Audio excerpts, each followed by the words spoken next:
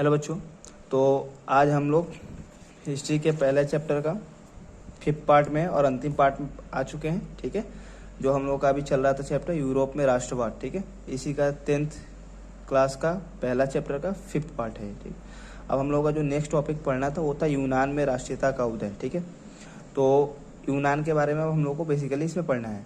तो यूनान का देखिए, यूनान जो सबसे पहले क्या था वो तुर्की के अधीन था। ठीक है, क्या उसमें क्या था, तुर्की का शासन था। तुर्की जो देश था उसका शासन था किस पे, यूनान पे।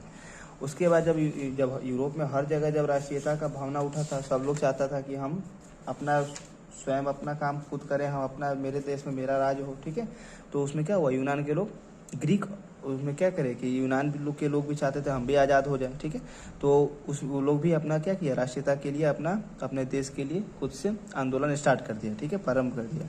यूनान के लोग ग्रीक ऑर्थोडॉक्स चर्च के मानने वाले थे। ठीक है, क्या था, ग्रीक ऑर्थोडॉक्स चर्च के मानने वाले थे। जैसे कि ईसाई थे, आपको बहुत सारे उसमें, जैसे हम लोग में देश में क्या है, हिंदू मुस्लिम सिख ईसाई है ना, वहाँ पे मेनली क्या थे, ग्रीक ऑर्थोडॉक्स चर्च के मानने वाले थे। ठीक है, धर्म के। इंग्लैंड का एक महान कवि था लॉर्ड बायरन, क्या नाम था उसका, लॉर्ड बायरन, जो यूनानियों के लिए उसके हक के लिए लड़ता था। वो चाहता था कि यूनानियों को उसके हक का आज़ादी मिलना चाहिए। तो वो क्या किया, उनके लिए बहुत सारा आंदोलन किया और आंदोलन करते करते वो यूनान में ही मर गया। ठीक है, वो यूनान में ही क्या कर दिया, सॉरी, यूनान में ही क्या किया, वो किसी कारणवश मर गया। ठीक है, तो लेकिन वो कहाँ का था, इंग्लैंड का था। देखिए, उसका योगदान यूनान में बहुत ही इम्पोर्टेंट था, बहुत ही महत्वपूर्ण था। इसलिए वो क्या, यूनान को स्वतंत्र कराने में 1826 ईस्वी में ग्रेट ब्रिटेन और रूस में एक समझौता हुआ था कि वे तुर्की यूनान विवाद में क्या करेंगे, मध्यस्थता करेंगे। क्योंकि क्या कर, यूनान जो था तुर्की के अधीन था, तो जाहिर सी बात है कि उन दोनों में हमेशा प्रॉब्लम होगा। तो 1826 में एक कॉन्टैक्ट बना कि ब्रिटेन और रूस मिलकर क्या करेंगे, दोनों देश के बीच में विवाद को सॉल्व करेंगे। ठीक है, तो 1829 में फिर इसके बाद एंड्रियापोल की संधि हुई और अंततः 1832 ईस्वी में यूनान को क्या कर दिया, एक स्वतंत्र राष्ट्र घोषित कर दिया गया। ठीक है, किसके बाद, 1829 की एंड्रियापोल संधि के बाद। ठीक है, 1832 में। अब आते हैं हम हंगरी के। ठीक है, हंगरी पर जिस तरह यूनान पे क्या था, तुर्की का अधीन था, तुर्की का शासन था, उसी तरह हंगरी पर भी ऑस्ट्रिया का शासन था। ठीक है, ऑस्ट्रिया का पूर्णतः इस पर शासन था। फिर यहाँ भी आंदोलन चला, 1848 के क्रांति के बाद यहाँ भी आंदोलन का शुरुआत हुआ। ठीक है, इस आंदोलन का इस आंदोलन का जो नेतृत्व कर रहे थे, यानी जो इसको संभाल रहे थे, वो कोसुत और फ्रांसिस डिक नामक दो क्रांतिकारी कर रहे थे। ठीक है, ये दोनों क्या है, कोसुत और फ्रांसिस डिक, ये दोनों यूरोपियन नेम है। ठीक है, यूरोपियन नेम है, जो क्या, कौन थे, हंगरी के थे।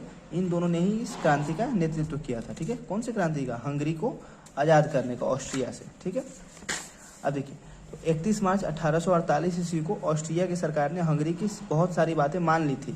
और वो बातें क्या थी, जैसे कि जो वहाँ पे संसद में जो पार्टीज में जो एमएलए हमारे यहाँ एमएलए होता है और जो एमपी होता है, तो उनके यहाँ भी जो भी असेंबली में लोग बैठते थे, तो उनका क्या नाम था कि कुछ मेंबर्स हमारे हंगरी के भी हों। ठीक है, सारे ऑस्ट्रिया के ना हों, ये उनकी कुछ बेसिक बात थे। तो 31 मार्च ये हंगरी के मैक्सिमम बातों को क्या किया, ऑस्ट्रिया के सरकारों ने मान लिया।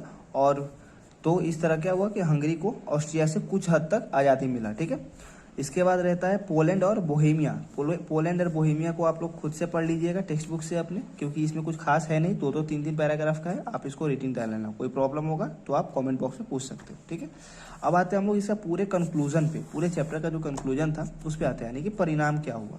ठीक है, तो ये पूरा चैप्टर ही है यूरोप में राष्ट्रवाद, यानी पूरे यूरोप के बारे में हम लोगों ने इसमें पढ़ा। ऑस्ट्रिया के बारे में आप लोग, हमने रूस के बारे में पढ़ा, हमने पोलैंड के बारे में पढ़ा, हमने हंगरी के बारे में पढ़ा, ये सब। ठीक है, तो इसका क्या परिणाम क्या हुआ, 19वीं शताब्दी के अंतिम में आते आते, ठीक है, अंत में आते आते क्या हुआ, संकीर्ण राष्ट्रवाद के रूप में उभर कर सामने आया। ठीक है, ये पूरा यूरोप में।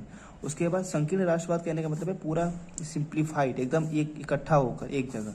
उसके यूरोप में जन्मा ये राष्ट्रीय आंदोलन पूरे यूरोप के साथ साथ पूरे देश में क्या किया, पूरे विश्व में, पूरे यूरोप के साथ साथ पूरे देश में, पूरे विश्व में इस आंदोलन ने प्रभावित किया, राष्ट्रीय आंदोलन सब। ठीक है, तो इस तरह आपका चैप्टर 1 खत्म होता है। यहाँ पे आपको इसमें आप एक बार रीडिंग देना पूरे बुक का, कोई प्रॉब्लम होगा तो आप मुझे कमेंट बॉक्स में आप पूछ सकते हैं।